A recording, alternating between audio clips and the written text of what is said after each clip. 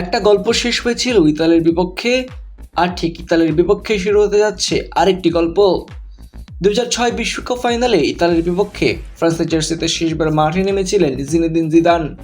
সে ম্যাচে শেষ হয়েছিল একজন কিংবদন্তি ফুটবলারের আন্তর্জাতিক অধ্যায়। 2 দশক পর ভাগ্য যেন আবারও একই প্রতিপক্ষকে সামনে এনে নতুন এক ইতিহাসের দরজা খুলে দিয়েছে। এবার আর ফুটবলার হিসেবে নয়, ফ্রান্সের প্রধান কোচ হিসেবে নিজের প্রথম হোম ম্যাচ খেলবেন সেই ইতালির বিপক্ষেই। ফুটবলের চিত্রনাট্য মাঝে মাঝে বাস্তবের চেয়েও অবিশ্বাস্য হয়ে ওঠে। জিনেদিন জিদান এমন একজন মানুষ যার ক্যারিয়ারের প্রতিটি বাঁকে সাফল্য যেন ছায়াসঙ্গী হয়ে থেকেছে। খেলোয়াড় হিসেবে বিশ্বকাপ জিতেছেন, ইউরো জিতেছেন, ব্যালন ডি'র জিতেছেন, ক্লাব ফুটবলের রিয়াল মাদ্রিদের হয়ে হয়েছেন ইউরোপের রাজা। এরপর কোচ হিসেবে দায়িত্ব নিয়েও যেন সাফল্যের সংজ্ঞাই বদলে দেন তিনি। 2016 সালে মূল দলের কোচিংয়ে বড় কোনো অভিজ্ঞতা ছাড়াই রিয়াল মাদ্রিদের প্রধান কোচের দায়িত্ব পান জিদান। অনেকে তখন এটিকে ঝুঁকিপূর্ণ সিদ্ধান্ত বলেছিলেন, কিন্তু সে ঝুঁকিতে ইতিহাসে পরিণত করেন ফরাসি কিংবদন্তি। তার অধীনে রিয়াল মাদ্রিদ টানা 3 বার উয়েফা চ্যাম্পিয়ন্স লিগ জিতে এমন এক কীর্তি গড়ে যা আধুনিক চ্যাম্পিয়ন্স লিগ যুগেও আজও অক্ষত। ইউরোপের সবচেয়ে বড় ক্লাব প্রতিযোগিতায় এমন আধিপত্য আর কোনো কোচ দেখাতে পারেননি।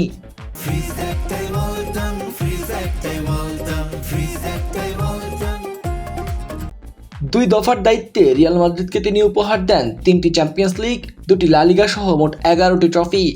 তার অসাধারণ সাফল্যের স্বীকৃতি হিসেবে জেতেন ফিফা বর্ষসেরা কোচের পুরস্কারও।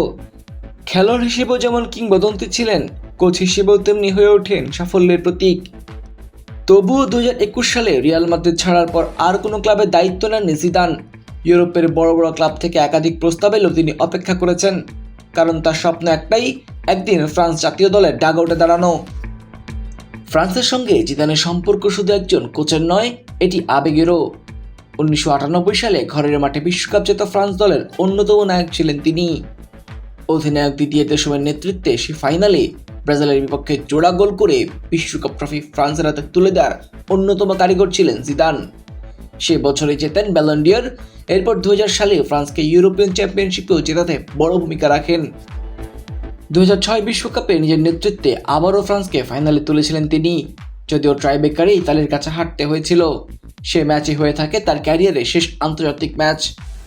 ফ্রান্সের জার্সিতে 108 ম্যাচে 31 গোল ও 29টি অ্যাসিস্ট করে বিদায় নেন ইতিহাসের অন্যতম সেরা প্লেমেকার।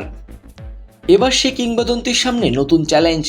এমবাপ্পে, দেম্বেলে, ওলিসদের মতো তারকায় ভরা দলকে নিয়ে তিনি কেমন ফুটবল খেলাবেন সেটি এখন সবচেয়ে বড় কৌতূহল। সোলাইমান ফাহাদ, অনফিল্ড,